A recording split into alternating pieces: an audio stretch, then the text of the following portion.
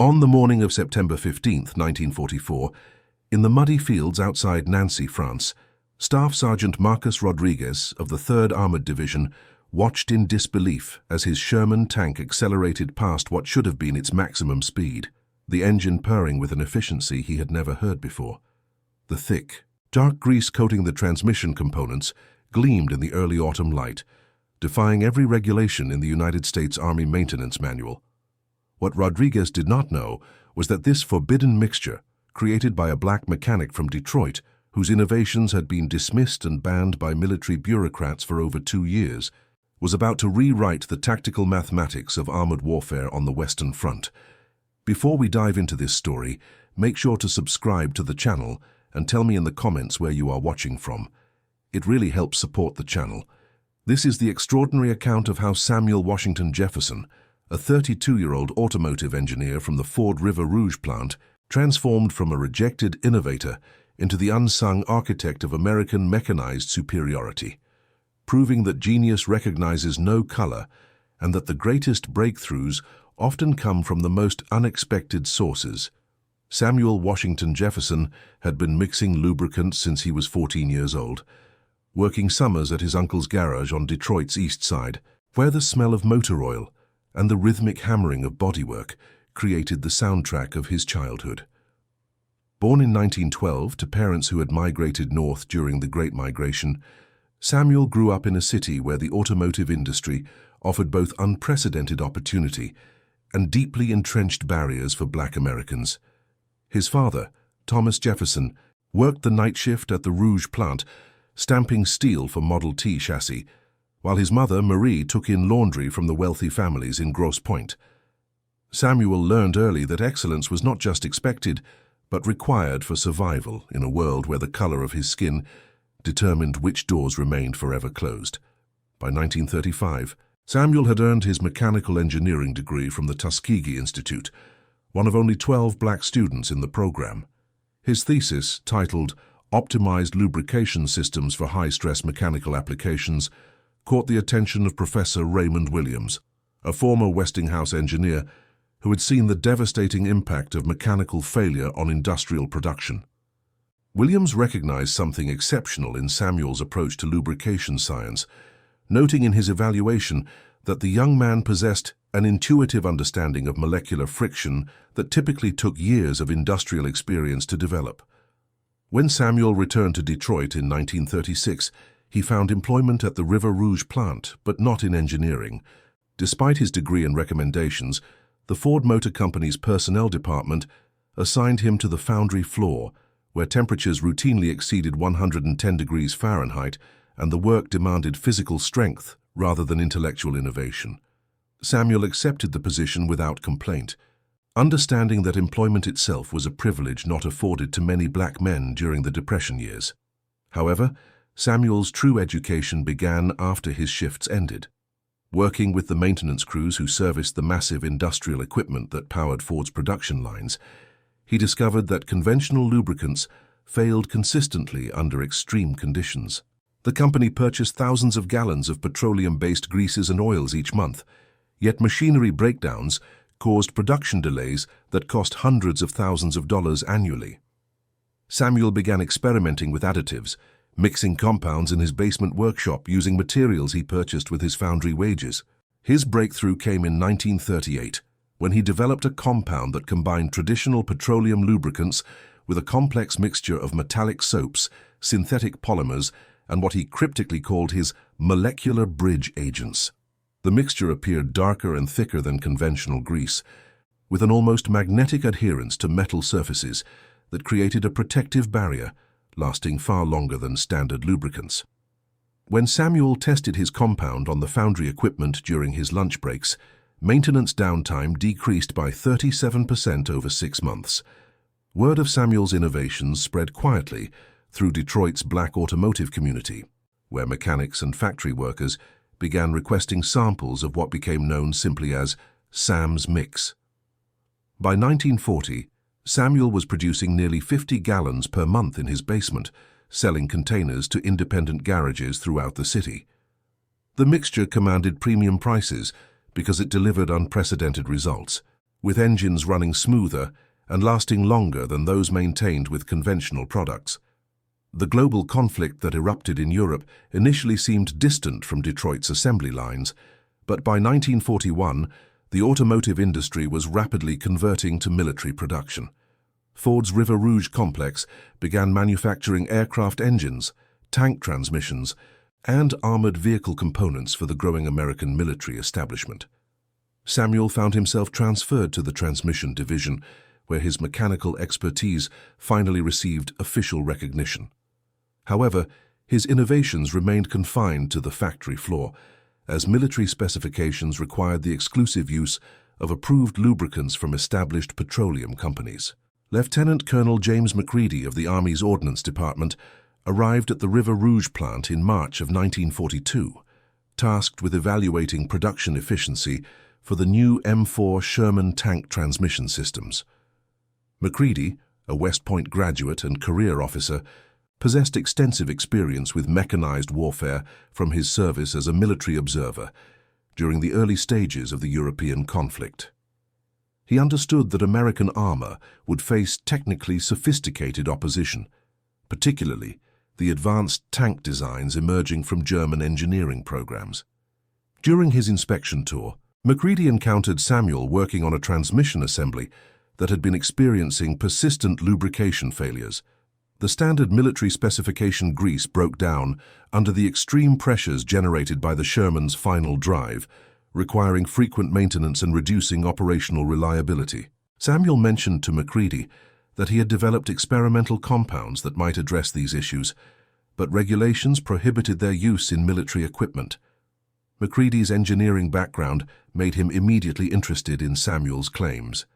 Despite the racial attitudes common among military officers of the era, Macready recognized that innovation could emerge from unexpected sources, particularly in industries where practical experience often surpassed theoretical knowledge. He requested a demonstration of Samuel's compound, which led to an unofficial test using a transmission assembly scheduled for routine maintenance. The results astounded Macready. Samuel's mixture not only withstood the extreme pressures that destroyed conventional grease, but actually improved the transmission's mechanical efficiency. Gear changes became smoother, power transfer increased measurably, and operating temperatures decreased by an average of 18 degrees Fahrenheit.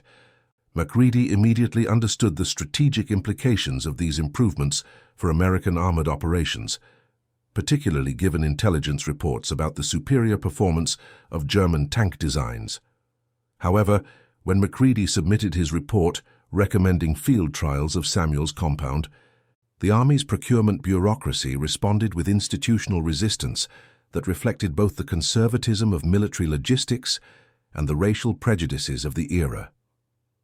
Colonel Harrison Blackwood, director of the Ordnance Department's Supply Division, dismissed Macready's recommendations in a memorandum dated April 23, 1942, stating that military specifications existed to ensure reliability and that experimental compounds developed by unqualified personnel posed unacceptable risks to American forces. The rejection devastated Samuel, who had hoped his innovations might contribute to the war effort while potentially opening doors for black advancement in military industries. Macready, however, refused to abandon his conviction that Samuel's compound represented a significant tactical advantage. He began documenting the performance differences between conventional and experimental lubricants, creating detailed technical reports that he submitted through unofficial channels to engineering officers in various armored divisions. Meanwhile, American tank crews in North Africa were discovering the harsh reality of mechanical warfare against experienced German forces. The Afrika Korps had refined their tank tactics through months of desert combat, developing maintenance procedures that kept their vehicles operational under extreme conditions. American Sherman tanks, while numerically superior and mechanically reliable, suffered from transmission problems that reduced their battlefield effectiveness. Crew reports consistently mentioned mechanical failures that forced tactical withdrawals at critical moments. Staff Sergeant Anthony Kowalski of the 1st Armored Division wrote to his brother in Detroit, describing the frustration of commanding a tank that could not maintain pace with German armor during extended engagements. His Sherman's transmission overheated during a pursuit operation near Kasserine Pass, forcing his crew to abandon a tactical advantage that might have altered the outcome of the entire engagement. Similar reports from dozens of tank commanders created a pattern that eventually reached the attention of General Omar Bradley, who understood that mechanical superiority often determined battlefield outcomes more decisively than tactical brilliance. In the Pacific Theater, Marine tank crews faced different but equally challenging mechanical problems. The humid conditions of tropical islands created corrosion issues that conventional lubricants could not address effectively. Lieutenant Robert Chen of the 4th Tank Battalion reported that his Sherman's transmission required complete rebuilding after only 6 weeks of operations on Guadalcanal, a maintenance requirement that severely limited tactical flexibility during critical amphibious operations. These field reports gradually built pressure for innovative solutions, but military bureaucracy moved slowly even under wartime urgency. Samuel continued his research while working double shifts at the Rouge plant, refining his compound formulation and developing production methods that could scale to military requirements. He understood that opportunity might eventually arrive, and he intended to be prepared with both technical solutions and manufacturing capabilities. The turning point came in November of 1942 when General George Patton, recently appointed to command the 2nd Corps in preparation for Operation Torch, visited the Aberdeen Proving Ground to evaluate American tank capabilities. Patton possessed an intuitive understanding of mechanized warfare that emphasized mobility and reliability over defensive firepower. During his inspection, he encountered a demonstration of German tank capabilities that had been captured during recent operations, including examples of the sophisticated lubrication systems that enabled sustained high-speed operations. Patton immediately grasped the strategic implications of mechanical superiority. American numerical advantages meant nothing if German tanks could outmaneuver Sherman formations through superior mobility and reliability. He demanded explanations for the performance gap, leading to a comprehensive review of American tank maintenance procedures and lubricant specifications. This review eventually reached Macready, who seized the opportunity to present Samuel's innovations directly to senior command authority. The subsequent demonstration took place at Aberdeen Proving Ground on December 8, 1942, exactly 1 year after Pearl Harbor. Samuel traveled from Detroit to Maryland, carrying samples of his compound in unmarked containers that violated numerous military regulations regarding unauthorized materials. Macready had arranged for side-by-side testing of identical Sherman tanks, one maintained with standard military lubricants and another treated with Samuel's experimental mixture. The test protocol involved sustained high-speed operations over varied terrain, simulating the mechanical stresses of extended combat operations. General Patton observed personally as the two tanks performed identical maneuvers, monitoring mechanical performance through instrumented measurements of transmission temperature, fuel consumption, and power output efficiency.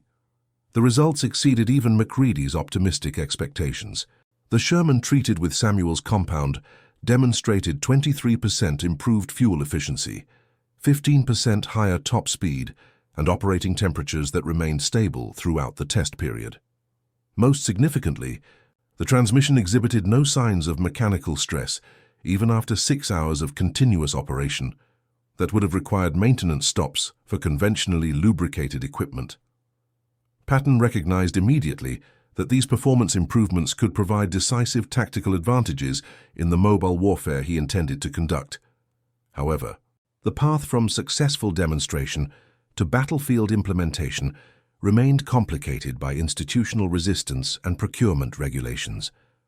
The Army's Chemical Warfare Service demanded extensive testing to ensure that Samuel's compound posed no health risks to personnel, while the Quartermaster Corps insisted on competitive bidding processes that favored established petroleum companies with existing military contracts. These bureaucratic requirements threatened to delay implementation for months or even years.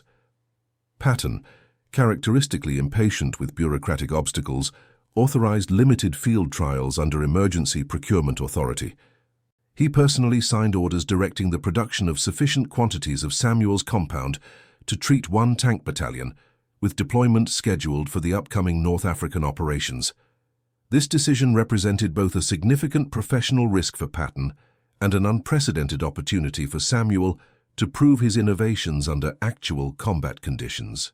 The production challenge required Samuel to transform his basement operation into an industrial facility capable of meeting military specifications.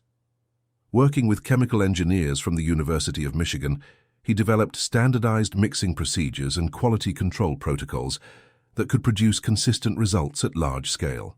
The Detroit facility that emerged from this collaboration occupied a converted warehouse near the Rouge plant, employing 12 workers and producing approximately 2,000 gallons per month. Samuel's workforce reflected the demographic changes transforming American industry during wartime. Unable to find qualified white chemists willing to work for a black-owned operation, he recruited from the pool of black college graduates who possessed scientific training but lacked industrial opportunities. His chief chemist, Dr. Margaret Thompson, held a doctorate in organic chemistry from Howard University, but had been unable to find employment in her field until Samuel's operation offered both professional challenge and competitive compensation. The scientific complexity of Samuel's formulation became apparent during the scaling process. His molecular bridge agents proved to be sophisticated organometallic compounds that created chemical bonds between lubricant molecules and metal surfaces, forming protective layers at the molecular level. The synthetic polymers provided temperature stability that prevented breakdown under extreme conditions, while the metallic soap additives enhanced adherence and reduced friction coefficients. The complete formulation represented advanced materials science that surpassed contemporary industrial chemistry by several years.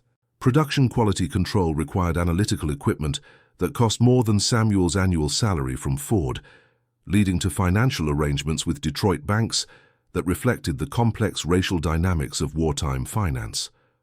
While banks generally refused loans to black entrepreneurs, the military contracts provided government backing that made Samuel's operation an acceptable credit risk. The First National Bank of Detroit extended a credit line of $50,000, though at interest rates significantly higher than those offered to comparable white-owned businesses.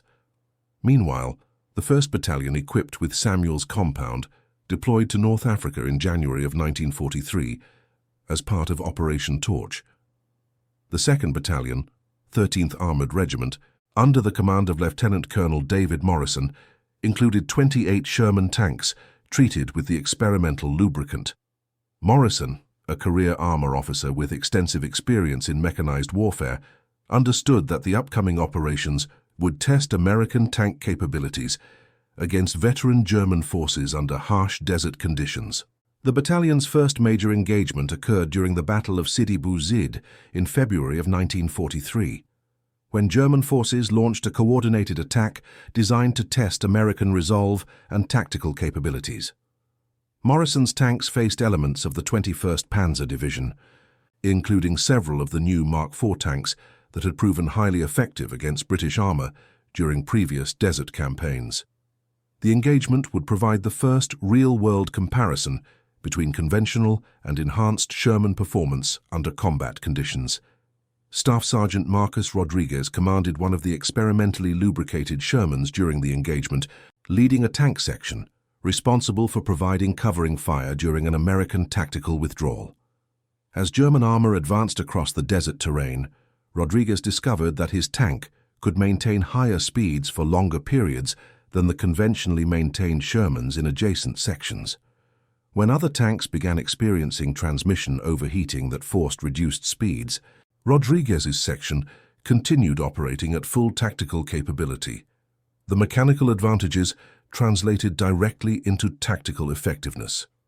Rodriguez's enhanced mobility allowed his section to execute flanking maneuvers that would have been impossible with conventionally maintained equipment, while the improved reliability enabled sustained operations without the maintenance stops that typically limited American tactical flexibility. During the 6-hour engagement, Rodriguez's tank consumed 30% less fuel than comparable vehicles while maintaining superior mechanical performance throughout the operation. More importantly, the mechanical superiority provided psychological advantages that proved equally significant. German tank crews, accustomed to superior mobility and reliability, found themselves facing American armor that could match their tactical speed and operational endurance. Intelligence reports captured after the engagement revealed German concern about apparent improvements in American mechanical capabilities, suggesting that equipment advantages alone could influence enemy planning and confidence. Lieutenant Colonel Morrison documented the performance differences in detailed reports that reached higher command levels within days of the engagement. His analysis demonstrated that tanks treated with Samuel's compound averaged 22% higher operational availability rates, required 40% fewer maintenance interventions, and achieved superior tactical mobility in 18 of 20 measured performance categories. Morrison concluded that the experimental lubricant provided tactical advantages equivalent to fielding a numerically larger tank force. The success in North Africa generated immediate demand for expanded production, but Samuel's operation faced challenges scaling beyond its current capacity. Military requirements for the upcoming European invasion demanded lubricant quantities that exceeded existing industrial capabilities by substantial margins. Samuel needed to transition from small-scale specialty production to major industrial manufacturing while maintaining the complex quality standards that ensured battlefield effectiveness. The solution came through an unlikely partnership with Standard Oil of Ohio, a petroleum company that possessed both the industrial infrastructure and technical expertise necessary for large-scale production. Standard Oil's executives, initially skeptical of collaborating with a black-owned operation, recognized the strategic importance of Samuel's formulation after reviewing performance data from North African operations. The partnership agreement provided Samuel with royalty payments while granting Standard Oil manufacturing and distribution rights for military applications. However, the collaboration revealed the persistent racial barriers that limited black advancement even during wartime. Standard Oil insisted that Samuel's role remain unofficial, concerned that public association with black innovation might damage their corporate reputation among white customers. Samuel accepted these restrictions, understanding that battlefield effectiveness took priority over personal recognition, but the arrangement demonstrated the complex negotiations required for black advancement in white-dominated industries. Dr. Margaret Thompson led the technical team responsible for transferring Samuel's formulation to Standard Oil's production facilities, working with petroleum engineers who possessed decades of industrial experience but lacked familiarity with the advanced chemistry underlying the compound. The collaboration produced mutual education, as Thompson's theoretical knowledge combined with Standard Oil's practical expertise to refine production methods and improve quality control procedures. The expanded production capability enabled widespread deployment of Samuel's compound throughout American armored forces preparing for the invasion of Europe. By May of 1944, more than 3,000 Sherman tanks had been treated with the enhanced lubricant, representing approximately 40% of the armor assigned to Operation Overlord. The logistical complexity of equipping such numbers required coordination between multiple military departments and industrial suppliers, creating a supply chain that extended from Detroit to the English Channel. Training programs introduced American tank crews to the performance characteristics of their enhanced equipment, emphasizing the tactical advantages available through improved mobility and reliability. Instructors at the Army's tank training facilities noted that crews operating enhanced Shermans demonstrated increased confidence and aggressive tactics, understanding that mechanical superiority provided tactical flexibility previously unavailable to American armor forces. The strategic implications extended beyond individual tank performance to encompass entire operational concepts. American planners recognized that enhanced mobility enabled tactical approaches that had previously been impossible, including sustained pursuit operations and deep penetration attacks that could exploit breakthrough opportunities. The psychological impact on German planning became evident through intercepted communications.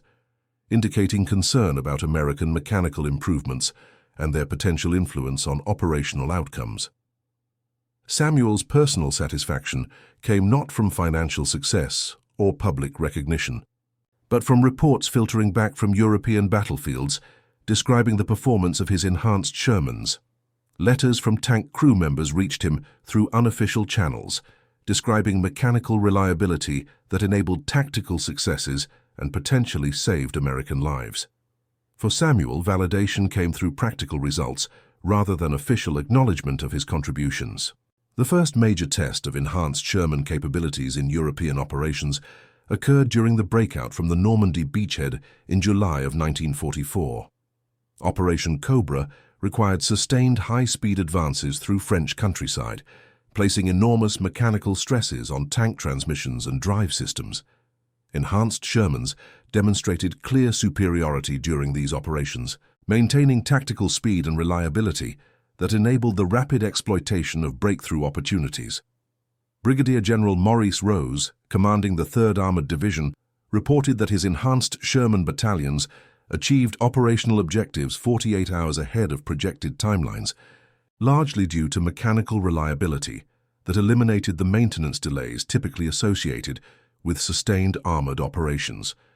Rose's tanks maintained tactical mobility throughout 6 days of continuous operations, covering distances that would have required multiple maintenance stops for conventionally equipped units. The mechanical advantages proved particularly significant during encounters with German armor, including the advanced Panzer IV and Panther tanks that represented the most sophisticated opposition American forces faced in Europe. Enhanced Shermans could match the tactical mobility of German armor while maintaining the numerical advantages that characterized American industrial production. Tank commanders reported confidence in their equipment that translated into aggressive tactics and successful engagements. Staff Sergeant James Murphy of the 4th Armored Division experienced the tactical transformation personally during an engagement near Saint-Vith in August of 1944. Murphy's enhanced Sherman encountered a German Panzer IV during a reconnaissance operation, leading to a high-speed pursuit across approximately 8 kilometers of French countryside. Murphy's tank maintained superior mechanical performance throughout the engagement, enabling tactical maneuvers that resulted in the successful completion of his mission objective. The pursuit lasted nearly 2 hours, with both tanks operating at maximum tactical speeds over varied terrain that included paved roads, agricultural fields, and forested paths. Murphy reported that his transmission maintained stable operating temperatures throughout the engagement, while his fuel consumption remained within normal parameters despite the sustained high-speed operation. The mechanical reliability provided tactical confidence that enabled aggressive maneuvers and ultimately determined the engagement outcome. German intelligence services gradually recognized that American tank capabilities had improved significantly beyond their earlier assessments, leading to tactical adjustments and strategic reassessments of American armored effectiveness. Captured documents revealed German concern about American mechanical superiority and its potential impact on defensive planning for future operations.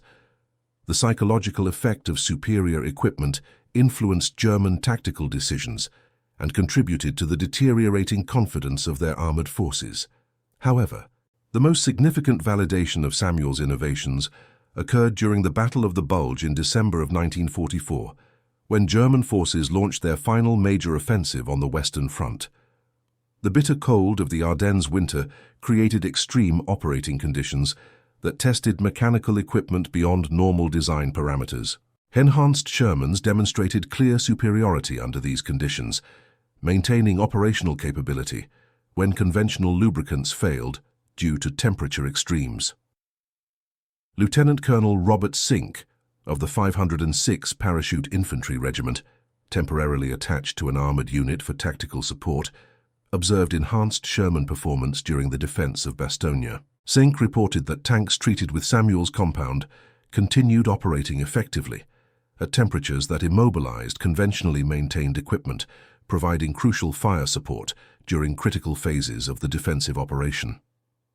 The extreme cold that characterized the Ardennes offensive created conditions where conventional petroleum lubricants became thick and viscous, reducing mechanical efficiency and increasing power requirements for basic operations. Samuel's compound, with its synthetic polymer components and specialized additives, maintained consistent viscosity across temperature ranges that extended far below normal operational parameters. Enhanced Shermans operated effectively at temperatures reaching -20 degrees Fahrenheit, conditions that severely limited the mobility of conventional equipment.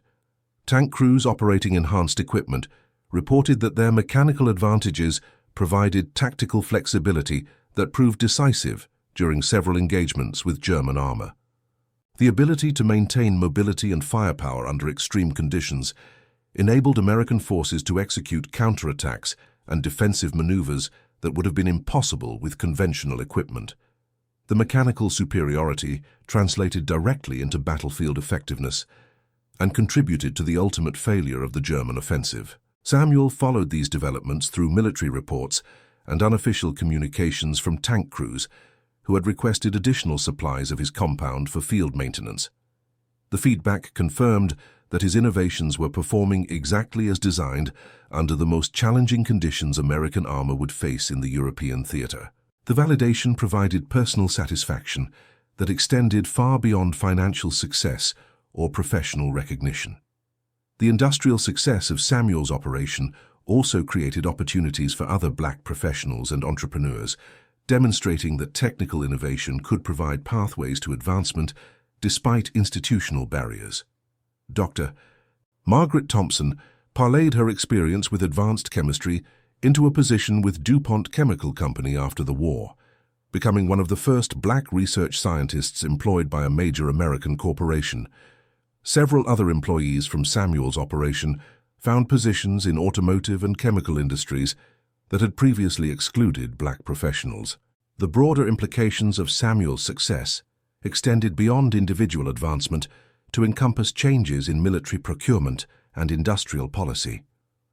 The demonstrated effectiveness of innovations developed by black professionals challenged assumptions about intellectual capability and technical competence that had justified racial exclusion from scientific and engineering fields. Military leaders who had witnessed the battlefield effectiveness of Samuel's compound became advocates for expanded inclusion of black professionals in defense-related research and development. General Omar Bradley, reflecting on American armored performance in Europe, specifically mentioned the tactical advantages provided by enhanced mechanical reliability in his post-war memoirs. Bradley understood that equipment superiority had contributed significantly to American battlefield success, enabling tactical approaches and operational concepts that would have been impossible with conventional technology. His recognition of these contributions helped establish official acknowledgement of Samuel's innovations within military historical records. The technical sophistication of Samuel's formulation also attracted attention from academic researchers studying lubrication science and materials engineering. Professor Williams from Tuskegee Institute, Samuel's former mentor, published research papers analyzing the molecular chemistry of the enhanced lubricant, demonstrating that Samuel's intuitive understanding of friction and lubrication had produced innovations that anticipated academic developments by several years. The research helped establish scientific credibility for practical innovations developed outside traditional academic institutions. Post-war industrial applications of Samuel's technology extended far beyond military equipment to encompass automotive, aviation, and manufacturing industries. The superior performance characteristics that had provided tactical advantages for Sherman tanks proved equally valuable for civilian applications requiring mechanical reliability under extreme conditions. Samuel's post-war company, Jefferson Advanced Materials, became a major supplier of specialized lubricants for industries, including mining, construction, and transportation. The success of Jefferson Advanced Materials provided Samuel with financial security and professional recognition that had seemed impossible during his early career at the Rouge plant. However, he remained committed to the broader goal of creating opportunities for other black professionals in technical fields, establishing scholarship programs and mentorship initiatives that supported black students pursuing engineering and scientific education. His foundation provided educational funding for more than 200 students during the 20 years following the war. Samuel's personal satisfaction came primarily from letters received from former tank crew members, describing how mechanical reliability had contributed to their survival and mission success. Veterans organizations invited him to speak at reunions and memorial events, where he met men whose lives had been affected by his innovations.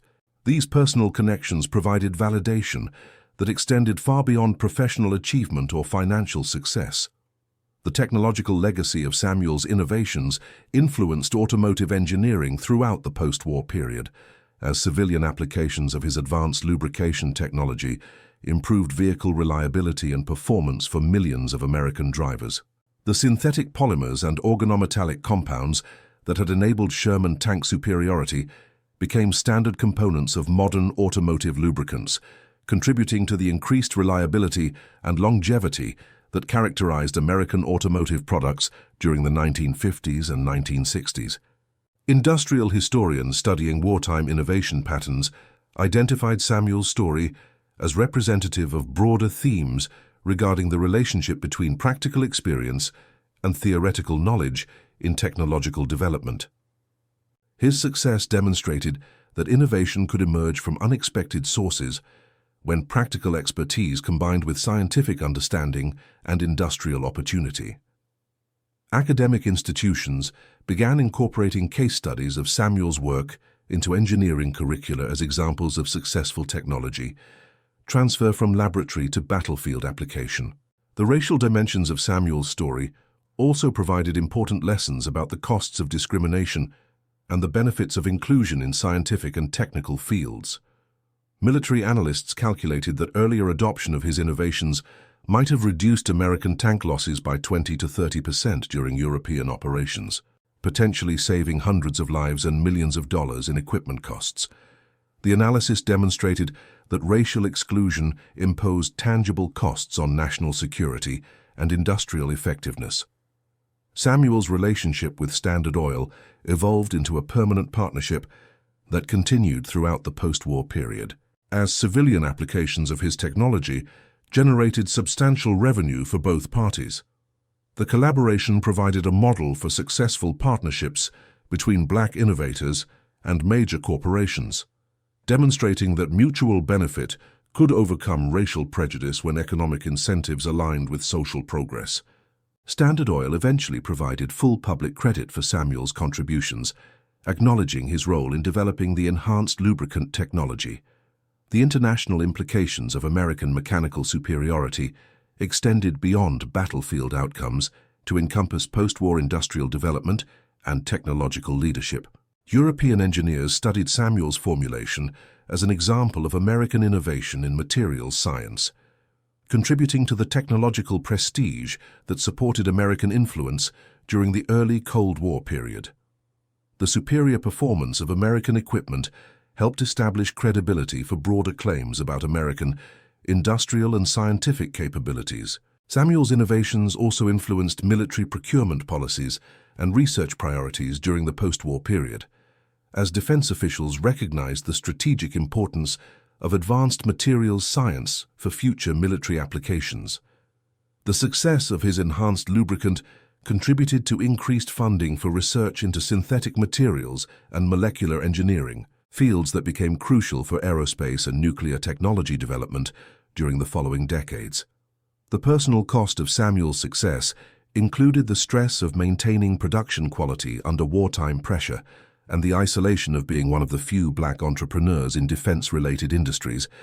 His marriage to childhood sweetheart Dorothy Williams provided emotional stability and practical support that enabled his professional achievements, while their 3 children grew up understanding both the opportunities and responsibilities that accompanied their father's pioneering role in American industry.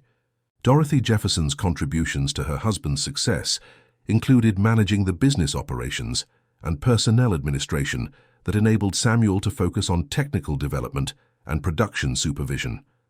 Her background in education and administration proved crucial for maintaining the complex record-keeping and quality control systems that military contracts required. The partnership between Samuel and Dorothy demonstrated the importance of family support structures in enabling individual achievement within challenging social and professional environments.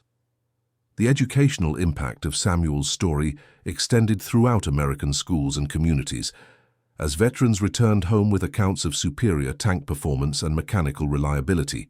These personal testimonies provided concrete examples of Black intellectual capability and technical innovation that challenged prevailing stereotypes and assumptions. Educational institutions began incorporating Samuel's story into curricula designed to encourage Black students to pursue scientific and engineering careers. Military training institutions also modified their curricula to include case studies of Samuel's innovations as examples of the importance of encouraging innovation regardless of its source. Officer training programs emphasized the tactical value of superior equipment and the need for military leaders to remain open to technological improvements from unexpected quarters. These institutional changes reflected broader recognition that battlefield effectiveness required inclusive approaches to innovation and development. Samuel's technical publications and patent applications provided detailed documentation of his innovations, contributing to the scientific literature on lubrication technology and materials science. His patents, filed with assistance from patent attorneys who specialized in chemical and mechanical inventions, protected his intellectual property while providing public access to the scientific principles underlying his formulation. The patent documentation helped establish his priority and contributed to his post-war commercial success.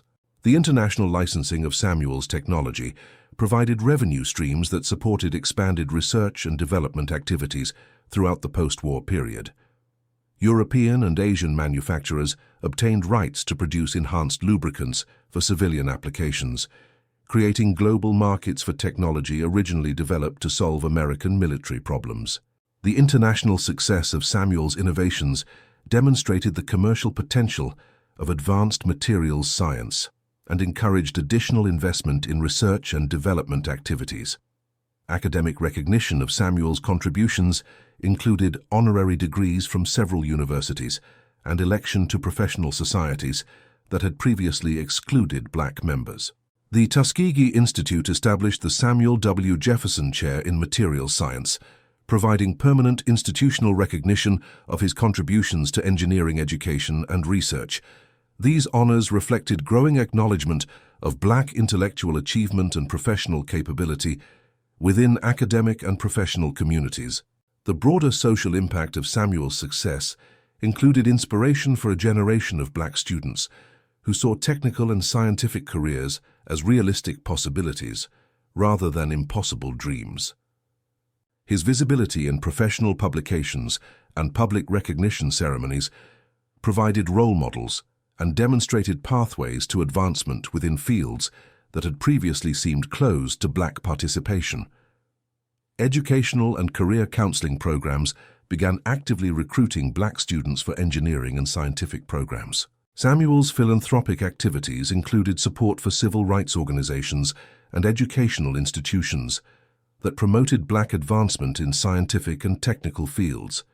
His financial contributions supported legal challenges to discriminatory practices, while his public visibility provided examples of Black achievement that countered negative stereotypes. The combination of financial support and personal example contributed to the broader civil rights movement's efforts to expand opportunities for Black advancement.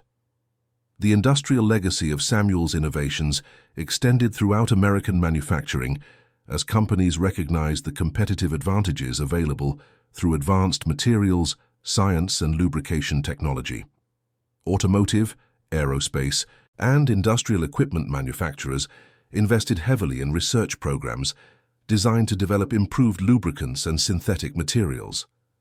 The technological leadership established through Samuel's wartime innovations contributed to American industrial dominance during the post-war period. Samuel's personal reflections on his career emphasize the importance of persistence and preparation in overcoming institutional barriers and achieving professional recognition. His advice to younger Black professionals stressed the need for excellence that exceeded conventional standards, while maintaining commitment to broader community advancement rather than purely individual success. His mentorship of young engineers and scientists provided practical guidance for navigating professional challenges and maximizing career opportunities. The historical assessment of Samuel's contributions placed his innovations within the broader context of American technological development during the 20th century. Military historians identified his enhanced lubricant as one of several key technologies that provided decisive advantages for American forces during World War II, while industrial historians emphasized the importance of his work for post-war economic development and technological leadership. Academic researchers studying innovation patterns highlighted his story as an example of successful technology transfer from individual invention to large-scale industrial application. The international recognition of Samuel's achievements included invitations to speak at scientific conferences and professional meetings throughout Europe and Asia, where his innovations had influenced industrial development and military technology. Foreign engineers and scientists sought his expertise in developing advanced materials and lubrication systems for their own national priorities. The global respect for his technical expertise provided opportunities to influence international standards and promote American technological leadership. Samuel's family life provided personal satisfaction that balanced the professional pressures and public recognition accompanying his success. His children pursued careers in education, medicine, and engineering, building upon the opportunities created by their father's achievements while contributing to continued Black advancement in professional fields. Family gatherings included veterans who credited their survival to the mechanical reliability of enhanced Sherman tanks, creating personal connections between Samuel's innovations and their human impact. The technological evolution of lubrication science during the post-war period built upon principles established through Samuel's research and development activities. Synthetic materials and molecular engineering became standard approaches within the petroleum industry, while academic institutions developed research programs that extended his innovations into new applications and improved formulations. The scientific foundation established through his work supported decades of continued advancement in materials science and mechanical engineering. Samuel's business success enabled the establishment of research laboratories and testing facilities that continued developing advanced lubricants and materials throughout the post-war period. Jefferson Advanced Materials became a major supplier for aerospace and automotive industries, while its research division contributed to the development of technologies that supported American space exploration and nuclear energy programs. The commercial success of Samuel's innovations provided financial resources for continued research and development activities. The social transformation represented by Samuel's acceptance within professional and academic communities reflected broader changes in American racial attitudes during the post-war period. His visibility as a successful Black entrepreneur and innovator contributed to changing perceptions of Black intellectual capability and professional potential. Educational institutions and employers gradually began recognizing that exclusion of Black professionals imposed costs on institutional effectiveness and innovation capacity. Samuel's political activities included support for civil rights legislation and educational initiatives designed to expand opportunities for Black advancement in scientific and technical fields. His testimony before congressional committees emphasized the national security implications of racial discrimination, arguing that exclusion of Black professionals reduced American technological capabilities and industrial competitiveness. His advocacy contributed to policy changes that expanded federal support for Black education and professional development. The international implications of Samuel's success extended beyond technology transfer to encompass broader questions about American democratic values and social equality. Foreign observers noted the contrast between American claims of democratic equality and the racial barriers that had initially prevented recognition of Samuel's innovations. His eventual success provided evidence that American institutions could overcome discriminatory practices when strategic necessities demanded inclusive approaches to talent development. Samuel's continuing research activities during the post-war period focused on developing enhanced materials for civilian applications, including automotive, aerospace, and industrial equipment. His laboratories produced innovations that improved the performance and reliability of machinery used throughout American industry, contributing to productivity improvements and competitive advantages that supported economic growth during the post-war period. The civilian applications of military technology demonstrated the broader benefits of defense-related research and development. The educational impact of Samuel's story continued throughout American schools and communities as textbooks and curricula incorporated accounts of his innovations and their battlefield effectiveness. Students learned about the relationship between scientific innovation and military success, while understanding the personal costs and rewards of challenging institutional barriers. Educational materials emphasized both individual achievement and community advancement as goals worthy of personal sacrifice and professional commitment. Samuel's recognition within professional organizations included leadership positions and honorary appointments that reflected growing acceptance of Black participation in scientific and technical communities. His service on editorial boards and professional committees provided opportunities to influence standards and promote inclusive practices within engineering and scientific disciplines.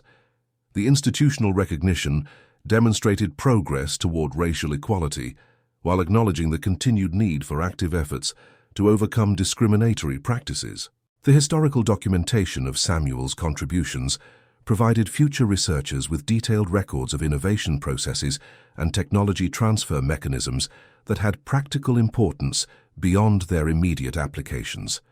Military historians, industrial archaeologists, and sociologists studying racial change found valuable material for understanding how individual achievement could challenge institutional barriers and contribute to broader social transformation.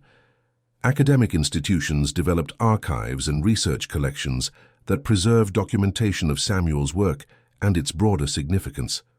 Samuel Washington Jefferson passed away in 1987 at the age of 75, leaving behind a legacy that encompassed technological innovation, business success, and social progress.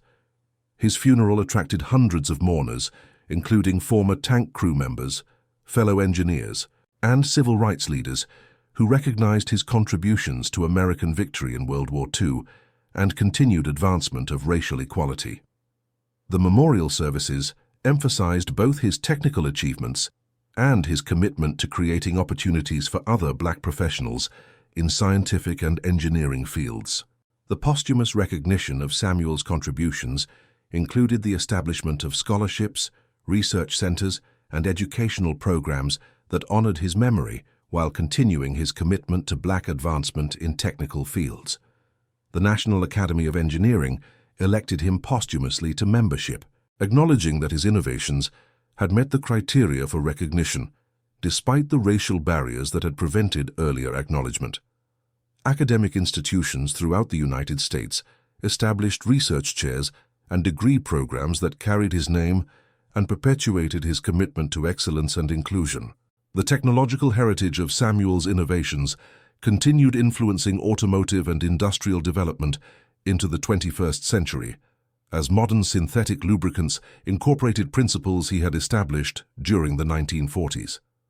Contemporary materials scientists studying molecular engineering and nanotechnology found theoretical foundations in his early research on molecular bridge agents and organometallic compounds. The scientific principles underlying his enhanced lubricant formulation anticipated developments in materials science by several decades. The social transformation represented by Samuel's success provided inspiration for subsequent generations of Black professionals who pursued careers in science, technology, engineering, and mathematics. His story demonstrated that individual excellence could overcome institutional barriers while contributing to broader community advancement and national progress. Educational institutions and professional organizations continued citing his example as evidence that diversity strengthened rather than weakened American technological capabilities and innovative capacity. The military significance of Samuel's contributions extended beyond immediate battlefield effectiveness to encompass broader lessons about the relationship between inclusive policies and national security. Defense analysts studying innovation patterns recognized that racial discrimination had delayed adoption of his enhanced lubricant technology, potentially increasing American casualties and equipment losses during European operations. The analysis provided empirical evidence that equality of opportunity strengthened rather than weakened national defense capabilities. The international legacy of Samuel's innovations included their influence on global standards for lubrication technology and materials science research. Foreign manufacturers and research institutions sought licenses for his patents, while academic institutions throughout the world incorporated case studies of his work into engineering curricula. The global impact of his innovations demonstrated that American technological leadership depended partly on the nation's ability to develop and utilize talent regardless of racial background. Samuel's personal philosophy emphasized excellence, persistence, and community responsibility as essential elements of both individual success and social progress. His speeches and writings stressed that professional achievement carried obligations to assist others in overcoming barriers and advancing toward equality of opportunity. The philosophical framework he articulated influenced civil rights strategies and educational policies that emphasized both individual excellence and collective advancement. The economic impact of Samuel's innovations extended throughout American industry as companies recognized the competitive advantages available through advanced materials, science, and superior technology. His success demonstrated that investment in research and development could yield substantial returns while creating opportunities for professional advancement and community development. The economic benefits of inclusive innovation policies provided practical arguments for expanding opportunities regardless of racial considerations. And that concludes our story. If you made it this far, please share your thoughts in the comments. What part of this historical account surprised you most? Don't forget to subscribe for more untold stories from World War II and check out the video on screen for another incredible tale from history. Until next time.